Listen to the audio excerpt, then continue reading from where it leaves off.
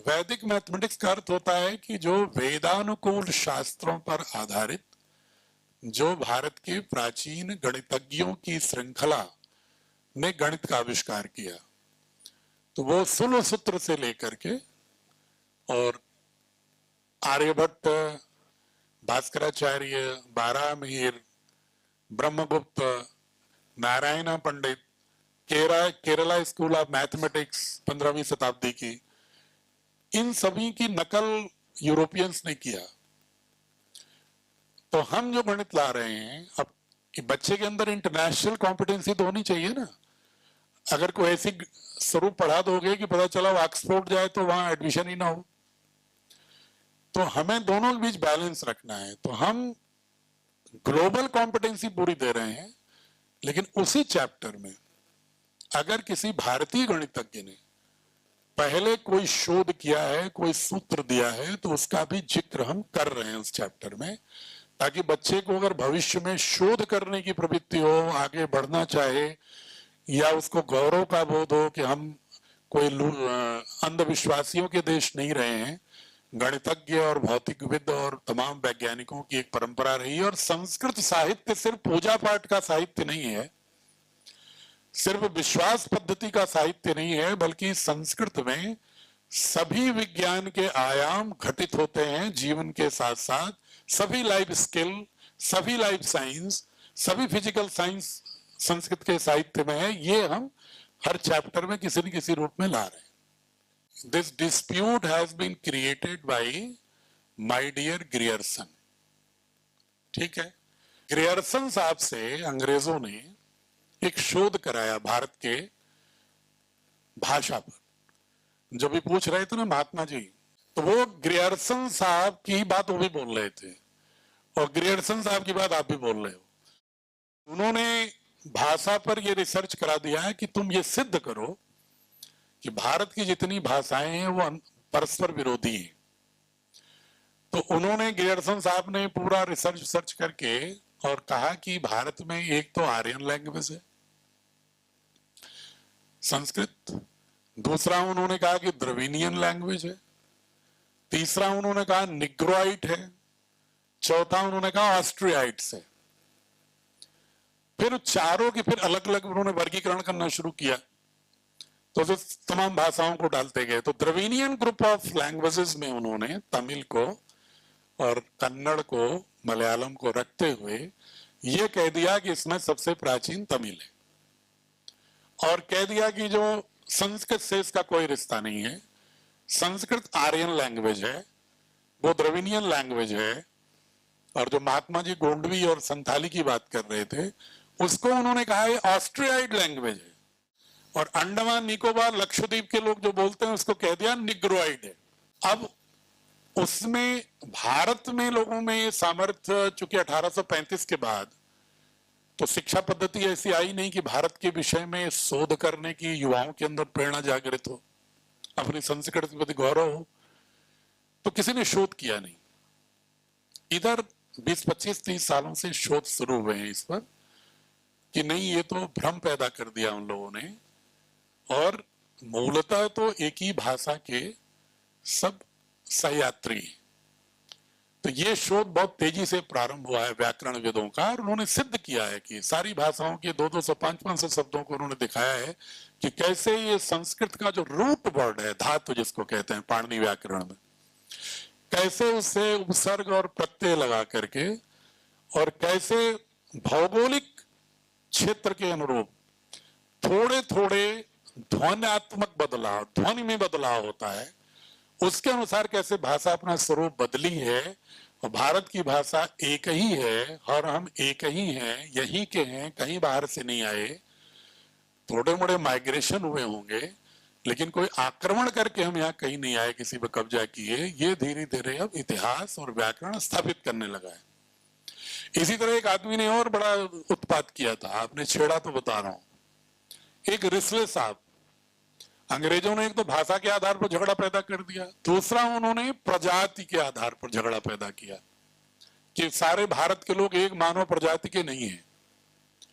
तो उसके लिए उन्होंने क्या वर्गीकरण किया, माथे की साइज, नाक, आंख की साइज, कान की साइज, ग्रीवा, स्कंध, लंबाई, कलर, इसके आधार पर उन्होंने कहा कि भारत में तो 9 मानव प्रजातियां हैं। तो उसका नामकरण भी किया उन्होंने। एक जो है सिथियन आर्यन है, तो एक ईरानियन आर्यन है, तो एक इंडो आर्यन है, तो एक द्रविनियन आर्यन है, एक द्रविनियन है, एक द्रविनियन ऑस्ट्रोलाइड है, तो ये ऑस्ट्रोलाइड निग्रोइड है। इस तरह से जोड़ जाड़ के उन्होंने 9 तरीके के मानव समूह भारत में एंथ्रोपोलॉजी के आधार पर विकसित कर दिया, झगड़ा पैदा करने के लिए, ताकि हम स्वतंत्रता के लिए एक न हो सकें। तो अगर उसकी हम व्याख्या करें ना, जितने लोग यहां बैठे हो आपको बड़ा मुश्किल हो जाएगा कि आप 9 में से किस प्रजाति में आते हैं चिन्हित करना। अगर इसलिए साहब की बात को, और वही अभी भी पढ़ाई जा रही है किताबें, और हम पढ़ रहे हैं उसको। मतलब यहां एक प्रजाति के कोई नहीं होगा, न किसी की नाक नुकीली होगी, किसी की चपटी होगी, किसी की कुछ होगी, किसी की आंख छोटी होगी, किसी की बड़ी होगी, किसी का माथा चौड़ा होगा, किसी का सुकड़ा हुआ होगा। ये आधार होता है मानव प्रजाति के डिफाइन करने का, कि हम भारतीय एक न हो सके, इसके लिए तमाम साजिशें कर दिया उन्होंने। और तीसरी साजिश कर दिया जेम्स मिल साहब ने, उन्होंने कराया। जेम्स मिल कभी भारत नहीं आए और उन्होंने लिख दिया हिस्ट्री ऑफ ब्रिटिश इंडिया। और हिस्ट्री ऑफ ब्रिटिश इंडिया में उन्होंने बता दिया कि आर्य तो आए यूक्रेन से, मतलब स्टेपी रीजन से। द्रविड़ आए थे भूमध्य सागर के पास जो आजकल का फिलिस्तीन है वहां से। ऑस्ट्रोलाइड आए से अल्पाइन पर्वत से, और निग्रो आए थे इथोपिया से। मतलब भारत में कोई था ही नहीं उनके अनुसार, मतलब एक भी आदमी भारत में था ही नहीं मानो। सब बाहर से आए और सब एक दूसरे पर आक्रमण करके आए और दूसरे को त्रस्त करके और प्रताड़ित करके रहे। भारतीय एकत्व का विरोध करने की बहुत ही बड़ा षड्यंत्र हुआ है, और इन षड्यंत्रों से अभी भी देश उभरा नहीं है। अभी भी हमारे आपके मानस में कहीं ना कहीं बैठा हुआ है। और उसी आधार पर उन्होंने और भी किया, जातियों का भी व्याख्या करना शुरू कर दिया अंग्रेजों ने। पहले हम लोग जो वर्ण से जाति में जो धीरे धीरे टूटे, बुद्धिज्म काल से ही टूटे, उसमें जब आ गया वो डिस्क्रिमिनेशन। एक होता है सोशल ग्रुपिज्म, वो तो हर समाज में होता है। कितना भी सभ्य समाज होगा, सुसंस्कृत समाज होगा, वर्गीकरण कार्य के आधार पर होगा। लेकिन जब उस वर्गीकरण में, जैसा मैं पहले कह रहा था, जब उसमें घृणा का तत्व आ जाता है, उसमें डिस्क्रिमिनेशन आ जाता है, किसी के साथ अन्याय करने की प्रवृत्ति आने लगती है, किसी में अहंकार आने लगता है, किसी में अपने डोमिनेंस की प्रवृत्ति आने लगती है, तो वहां से विकृति पैदा होती है। तो उन्होंने पूरा का पूरा इस देश के सारी व्यवस्था को यह सिद्ध कर दिया, उनके इतिहासकारों ने, कि भारत के किसी ग्रंथ में एकता की बात नहीं है, भारत के किसी ग्रंथ में एकत्व की बात नहीं है, भारत के किसी ग्रंथ में एक इक्वलिटी की बात नहीं है, समानता की बात नहीं है, भारत के किसी ग्रंथ में स्वायत्तता की बात नहीं है, स्वतंत्रता की बात नहीं है, भारत के किसी दर्शन और मूल्यबोध में भ्रातृत्व की बात नहीं है। ये तो जो कुछ भी हम तुम्हें सभ्य कर रहे हैं यूरोप के दार्शनिकों के आधार पर, ये कह करके उन्होंने हमारे पूरे मानस को गुलाम बना दिया। और हम अपने ग्रंथों की ओर बढ़ते नहीं, पढ़ते नहीं, उसकी मीमांसा करने का साहस नहीं करते, न उनमें भाष्य में प्रवेश करते हैं, न बच्चों के अंदर रुचि पैदा करते हैं उसके लिए। थोड़ी बहुत भारतीय संस्कृति क्या समझते हैं हम, कि हमने 4 मंत्र याद कर लिया, यज्ञ कर लिया, अच्छी बात है, लेकिन वह भारतीय संस्कृति से जुड़ाव अगली पीढ़ी का मात्र इससे नहीं होगा। ये एक आलंबन हो सकता है, लेकिन असली जुड़ाव तो भारतीय संस्कृति से तभी होगा जब बच्चे का अवचेतन का सॉफ्टवेयर ही, उसका एल्गोरिदम ही भारत के मूलभूत नाभिकीय तत्वों से जुड़ा हो, तभी होगा।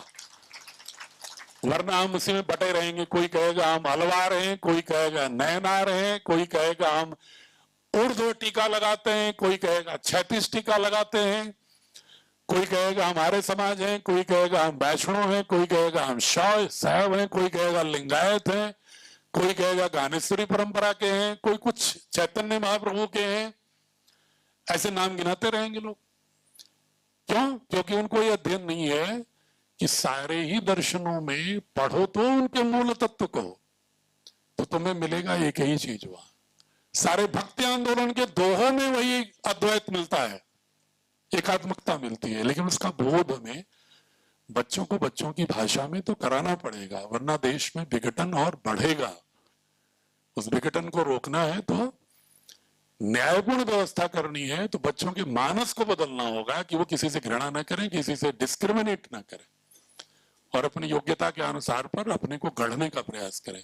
और राष्ट्र का जो इंटरेस्ट है, स्वार्थ है, अपना स्वार्थ है, क्योंकि देखो हर आदमी होता है स्वार्थी। अगर आप बच्चे से कहोगे एकदम परमार्थी बन जाओ, कितने लोग बन जाओगे? सिर्फ मैं आप ही लोगों से कहूं कि परमार्थी हो जाओ, अपना हित छोड़ दो, कोई नहीं छोड़ेगा, झूठ भले बोल दें लोग।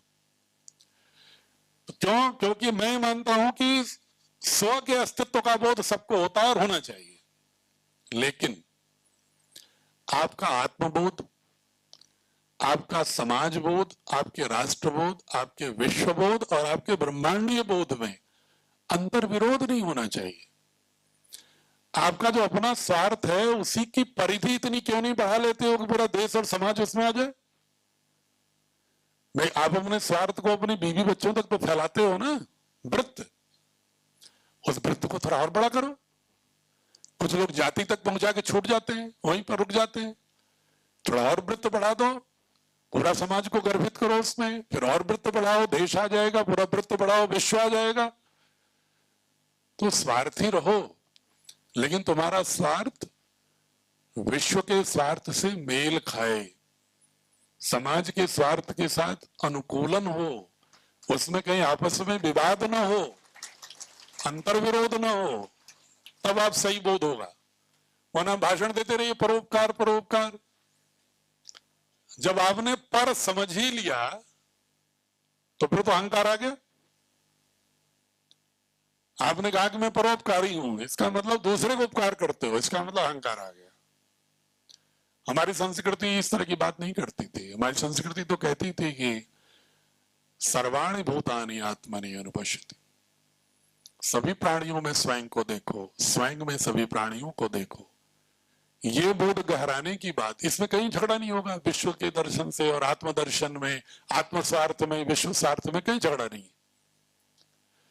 तो वो अलाइनमेंट, प्रॉपर अलाइनमेंट करने की जरूरत है वैल्यू सिस्टम को। अगर आप ये कहोगे नहीं अपना ध्यान मत रखो, तो कहेगा फिर भोजन न करूं क्या मैं? पहले दूसरों को खिला दूं तब खाऊं, तो बचेगा नहीं तो क्या करूंगा मैं? तो उसको बताने की जरूरत है कि भाई ये नहीं कहा जा रहा है, कहा यह जा रहा है कि तुम अपना ध्यान रखो, लेकिन अपना ध्यान इतना मत रख लो कि दूसरे का ध्यान ही चौपट हो जाए। कुछ तो जस्टिस के साथ रखो ध्यान अपना, तो इक्वल डिस्ट्रीब्यूशन करो, समान वितरण रखो संसाधनों का विश्व के। तभी तो कहा है इन्होंने उपनिषद में, तेन तक तेन बुंजे था, कि जो भी आप ग्रहण करते हो अपने जीवन के लिए, त्याग भावना से ग्रहण करो, कृतज्ञता के बोध के साथ ग्रहण करो, स्वामित्व के बोध के साथ नहीं। जिस दिन ये बोध हो जाएगा तो कोई अपने स्वार्थ में और आपके स्वार्थ में मेरे को झगड़ा ही नहीं रहेगा। इतना सा संसाधन है कि अभी पता नहीं कितनी आबादी हो जाए तो भी प्रकृति सबका पेट पाल देगी। लेकिन जब हम करने लगते हैं जमाखोरी, जब हम करने लगते हैं हरामखोरी, जब हम करने लगते हैं चोरी, तो इसके बाद फिर जो है न तो चोरी करने वाला प्रसन्न रहता है, और जिसका चुरा लिया तो बेचारा दुखी होना ही है उसको तो, और चुराने वाला भी प्रसन्न नहीं रहता है। उसको इतना डायबिटिक हो जाता है, इतना प्रेशर में रहता है, स्ट्रेस में, कि आधी रोटी भी नहीं खा पाता हो, लेकिन चुरा चुरा के रखा हुआ है, माल जमाखोरी किया हुआ है। स्वामी जी एक बहुत मजाक मजाक में कहते हैं, बहुत सारे लोग अपने शरीर में भी जमाखोरी किए रहते हैं कि जितना फैट होना चाहिए उससे ज्यादा फैट लेके शरीर में घूम रहे हैं, तो ये भी तो जमाखोरी है। अगर थोड़ा फैट कम करो, कंज्यूम करो, थोड़ा कम खाओ, तो किसी दूसरे को अपने आप ऑटोमेटिक डिस्ट्रीब्यूट हो जाएगा। बहुत छोटा छोटा आचरण की बात है ये। बहुत सारे लोग क्या करते हैं कि 1 दर्जन जूते, 50 तरह के पैंट शर्ट रखे हुए, ट्रंक पर ट्रंक, नंबर ही नहीं आता पहनने का। अरे भाई, तुम 3-4 कपड़ों से काम चल सकता है तो क्यों इतना रखे हुए हो? फिर कहते हैं मेरे पास पैसा है, दूसरों को क्या मतलब? तो मैं कहता हूं ये जो क्लॉथ की इंडस्ट्री है ना, प्रकृति के संसाधन से ही कपड़ा बनता है, और ये संसाधन अगर तुम कम प्रयोग करते, कपड़े न्यूनतम प्रयोग करते, तो ये मार्केट में इसकी उपलब्धता कम कीमत पर हो जाती, गरीब आदमी की भी एक्सेस हो जाती। तुम जमाखोरी कर ले रहे हो, इसकी वजह से गरीब आदमी को भी मार्केट में स्कैर्सिटी हो रही है प्रोडक्ट की। लेकिन ये धारणा बैठती नहीं है, लगती बड़ी छोटी बात है लेकिन है बहुत बड़ी बात है, बैठती नहीं दिमाग। हम रखे रहते हैं पता नहीं कितने जूते, नंबर ही नहीं आता। बहुत सारे लोगों को देखिएगा, अड़ोस पड़ोस में देखिए, कुछ जो अपने को धनाढ्य कहते हैं, इतने जूते रखे होंगे उन्हें नहीं मालूम होगा कौन कौन जूता किस दिन पहनना है। इतने कपड़े रखे हैं, हर कहेंगे हर दिन को एक अलग रंग का कपड़ा पहनेंगे। हाँ हाँ, तो 1.5 लाख का, 2 लाख का, 2.5-50 लाख का पहन करके और आधे घंटे बाद उसका कोई अस्तित्व ही नहीं रहता। तो ये जो तेन तक तेन भुंजी था के दर्शन के विरुद्ध है कि प्रकृति का उतना ही दोहन करो कि जितना कि तुम्हारे न्यूनतम अस्तित्व के लिए आवश्यक है। ऐसा दोहन मत करो कि अपनी विलासिता के लिए नहीं, अपनी जिजीविषा के लिए करो। ये भारतीय दर्शन है। तो इसलिए बहुत एक सर्वांगीण, बहुत ही व्यापक दर्शन है। उसको जिस दिन पूरा विश्व अपना लेगा ना, जो विश्व गुरु हम कहते हैं ना, पहले हम तो बने उस लायक। विश्व गुरु ऐसे बन जाएगा क्या? गुरु तो हम ही लोगों को बनना है ना। अगर विश्व गुरु भारत को होना है तो पहले गुरु को तो पहले समर्थ होना होगा कि भारत को समझना होगा, भारत बोध को समझना होगा। चलो हम लोग तो चूक गए, अपने नवनिहालों को तो पढ़ा दो इस तरह के दर्शन से, उनको तो जोड़ दो। कम से कम आने वाले 20 साल बाद, 15 साल बाद तो देश में विश्व गुरु के लायक लोग हो जाएं। हमें तो जो बता दिया लोगों ने, पढ़ा दिया पिछली पीढ़ी ने, उसी में उलझे हुए, उसी में जी रहे हैं। थोड़ा बहुत अगर सामर्थ्य आ गया, चेतना आ गई, जागरण आ गया तो थोड़ा बहुत सुधर गए। लेकिन हमारा तो एल्गोरिदम तो वही चल रहा है, आर्टिफिशियल इंटेलिजेंस जो बैठा हुआ है दिमाग में तो वही चल रहा है। अभी भी वोट देने जाते हैं तो तुरंत दिखाई पड़, बाहर भाषण देते जाएंगे और जहां पहुंचेंगे वहां ईवीएम के पास वहां बिरादरी दिखती है कि इसमें कौन है। तुरंत उस समय हृदय परिवर्तन हो जाता है अचानक, बड़ा तात्विक। उस समय राष्ट्र नहीं दिखता, उस समय विकास नहीं दिखता, उस समय कुछ नहीं दिखता, वही दिखता है। या वो दिखता है कोई 2000 रुपए बांट दिया है लिफाफे में रात में, वो दिखता है। कहते हैं वो कोई बाकी तो कोई कुछ नहीं देता है, तो 2000 दिया है ना कम से कम। मतलब अपने वोटिंग राइट ही नहीं मालूम उनको कि डेमोक्रेसी में what important they have in franchise right, उन्हें पता ही नहीं। कितने सस्ते में प्रयोग कर रहे हैं वो, उन्हें मालूम ही नहीं। और लोग अपना बहकाने वाले तो हैं, बहकाएंगे। एक प्रश्न आपका था, इसमें आपने भेजा ना लिख करके,